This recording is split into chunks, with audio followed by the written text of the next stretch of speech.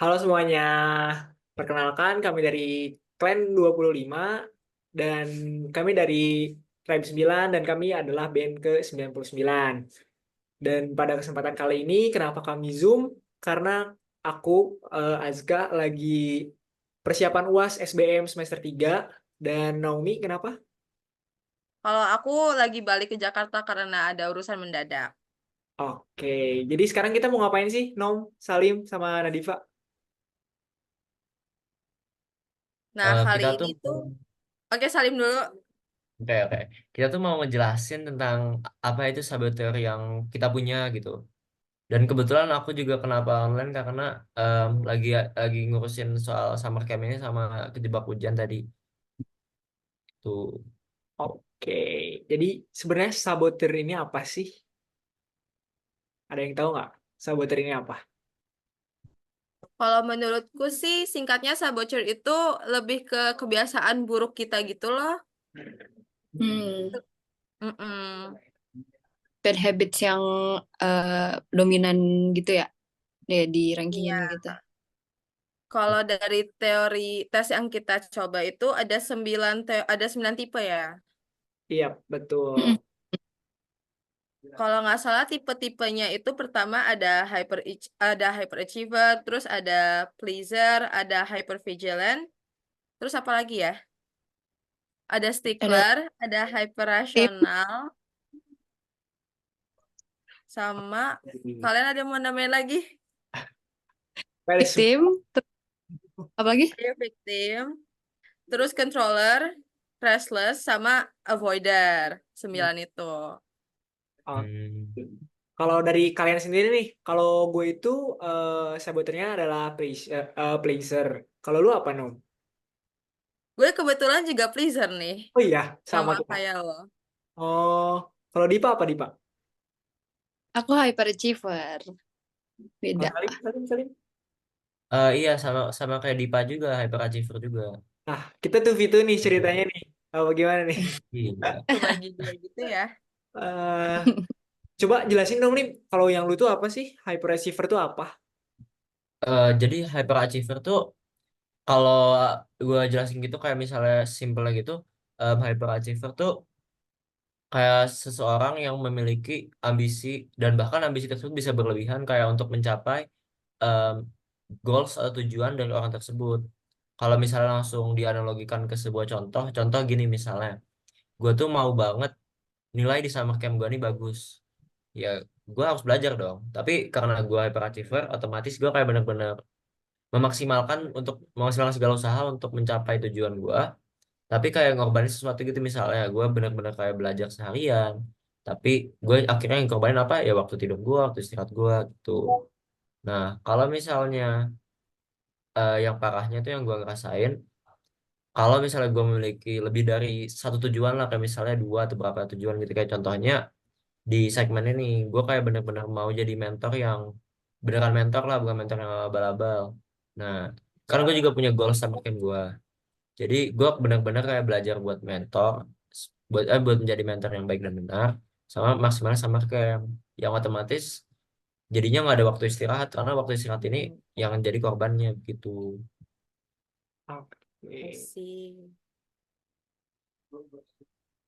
Tapi kalau lu itu negatifnya apa sih? Kalau dari hyperachiever ini, kalau gue ngeliatnya kayak keren gitu. Cuman pasti kan ada negatifnya ya, karena itu kan saboteur juga gitu kan. Itu hal yang harus kita perbaiki lah ya. Emang apa nih kekurangan-kekurangannya?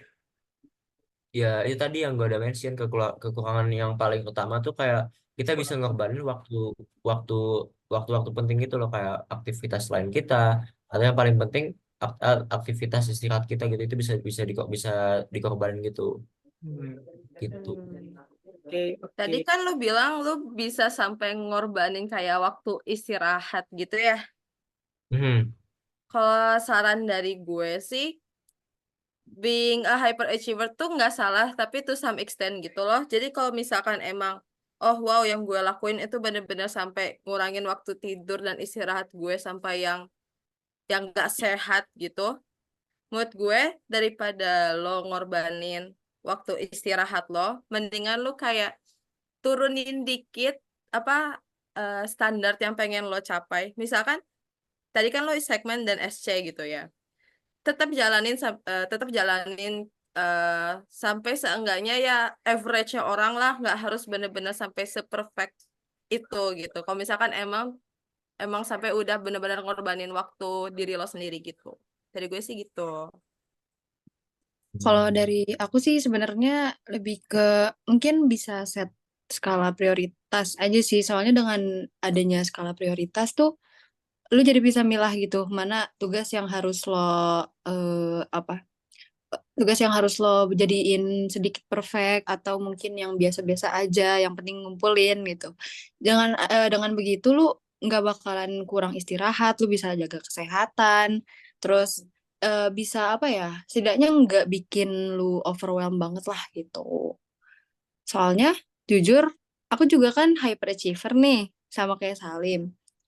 Intinya kayak aku tuh ngerasa kalau aku tuh bukan nggak pernah kayak jarang puas gitu sama diri sendiri, terus kadang suka butuh validasi dari eksternal gitu. Terus kalau misalnya dari kehidupan aku gitu ya, aku tuh orangnya bener-bener FOMO gitu. Tiap ada Twibbon terus aku kayak juga suka research tentang itu tuh apa sih, terus jadi apa ya, penasaran dan jadinya pengen ikut juga gitu ngelihat banyak Twibbon di Instagram atau dimanapun. Jadi tapi aku tuh setelah achieve itu tuh emang seneng, seneng banget. Tapi di prosesnya itu emang agak capek dan overwhelm bagi aku. Kira-kira dari kalian ada saran gitu nggak ya? Kalau dari gua ya, di kan lu tadi bilang lu tuh FOMO-an ya. Cuman terkadang kayak FOMO-an itu tuh kayak bisa jadi bumerang yang buruk gitu buat lu, karena kan lu tuh sebenarnya gak mau, tapi lu tahu lu bisa gitu misalnya dalam suatu bidang, tapi lu tuh nggak mau, bener-bener nggak mau, jadi cuman ikut gara-gara FOMO doang. Nah itu tuh bakal bikin lu overwhelmed banget gitu, apalagi kalau lu misalnya lu tuh visinya tuh nggak sesuai sama diri lu, kayak lu cuman ikut gara-gara ya gue cuman bisa, gue mau nunjukin kalau gue bisa gitu, cuman butuh validasi orang gitu. Nah terkadang kayak hal-hal yang kayak gitu sih yang bikin lu overwhelmed sendiri, karena nantinya lu nggak enjoy gitu dengan apa yang lu lakuin gitu sih kalau menurut gua. Terus kalau dari gue juga, lu kan tadi juga bilang kayak lu butuh validasi dari orang. Kan gue juga nih people pleaser kan. Jadi kayak gue juga sangat memvalidasi orang dan gue juga butuh validasi. Tapi terkadang kita kayak lu juga harus mementingkan diri lu sendiri juga gitu. Jangan sampai lu jadi overwhelmed sendiri dan lupa sama diri lu sendiri gitu sih kalau dari gue. Hmm, jadi mending kayak lebih milah-milah kegiatan yang bakal aku lakuin aja kali ya. Ya, sama ke depannya lah. Jangan cuman karena FOMO lu jadi capek sendiri. Iya, oke Gitu. oke, I see, I see. Kalau Nomi ada ini nggak ada? Gue kurang lebih setuju sih ya Mas, Kak. Pokoknya kalau ikut suatu kegiatan, jangan purely karena FOMO doang gitu loh. Kayak dipikir lagi, apakah kayak ada alasan lain yang, oh ini tuh worth it, nggak cuma sekedar lo FOMO gitu loh. Dengan begitu, Hmm. jadi lebih ke sortir gitu loh yang apa lo lakuin dan eh, nggak semuanya drain energi lo gitu at the same time. Itu sih dari gue. Hmm. Tadi kan Oke. udah ngomongin ini ya. Tadi kan Aska juga udah sempat singgung-singgung tentang people pleaser ya, karena kebetulan gue juga people pleaser nih. Jadi agak relate dikit ya sama yang tadi dibilang kayak butuh validasi orang. Karena pada dasarnya, at least apa yang gue rasain sebagai yang sabocernya people pleaser, menurut gue opini orang tuh beneran eh matters a lot buat gue gitu loh. Jadi kalau misalkan itu apa yang gue lakuin tuh nggak jarang karena haus akan validasi orang gitu. Terus jadinya kadang bikin capek sendiri gitu loh karena jadinya semua yang orang ekspektasiin ke gue tuh rasanya kayak oh ini harus gue lakuin, gue harus kayak gini karena kelihatan orang ini tuh udah ekspektasiin gue tuh bakal kayak gini gitu. Jadi kadang tuh energi gue udah habis duluan buat apa yang orang lain mau bukan apa yang gue mau gitu loh. Hmm. Kalau dari Hmm. kalian ada saran nggak kayak how to ngurangin kebiasaan yang kayak gini? Gimana Lim? Hmm. Kayaknya paham banget nih untuk mengatasi orang-orang people pleaser ini. Kalau dari gue sendiri sih kayak gini, misalnya kan people pleasure ini sebenarnya kayak lebih condong ke perasaan kita ya. Kayak Ya, kita tuh harus lebih realistis aja sih sebenarnya, karena kan kalau menurut gue nih people pleasure ini kan kayak, jadi di dalam seseorang itu kan pasti ada sisi yang emosional sama sisi yang realistis kan. Dan yang dimana kalau people pleasure ini sisi emosionalnya tuh cenderung lebih tinggi atau bahkan sangat mendominasi daripada si realistis ini. Nah, kalau dari gua sendiri mungkin kayak bisa jadi orang yang lebih bisa untuk berpikir logis lagi lah, dan jadi orang yang lebih realistis aja gitu. Kayak oke. bisa ngurangin people pleasure gitu. Terus kalau misalnya ada sesuatu gitu, misalnya orang-orang kayak yang gue nangkep ini kayak orang-orang misalnya butuh sesuatu atau apa, lu juga harus di situ harus mikir dulu kenapa gua harus kayak gini, terus harus gitu kayak gitu. Terus kalau buat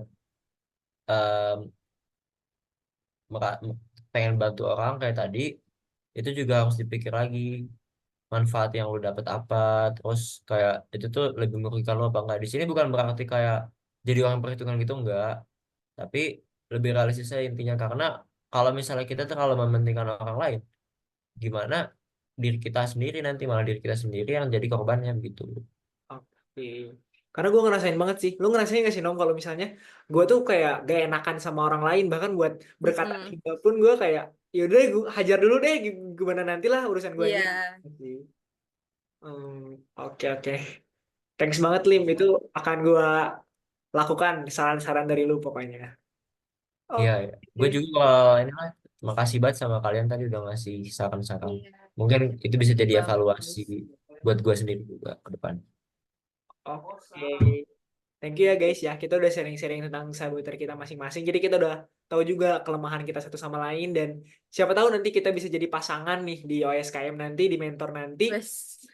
Siapa tahu kan. Nah, nanti kita bisa jadi melengkapi lah satu sama lain karena kita udah paham juga kan gara-gara wawancara ini juga. Tuh. Oh, oke deh. Mungkin sekian yang udah kita diskusiin. Thank you ya guys sudah datang, dan nanti next kita ngobrol-ngobrol lagi, oke? Oke. Oke, thank you Bye. guys. Bye. Thank Bye. you. Thank you. Bye.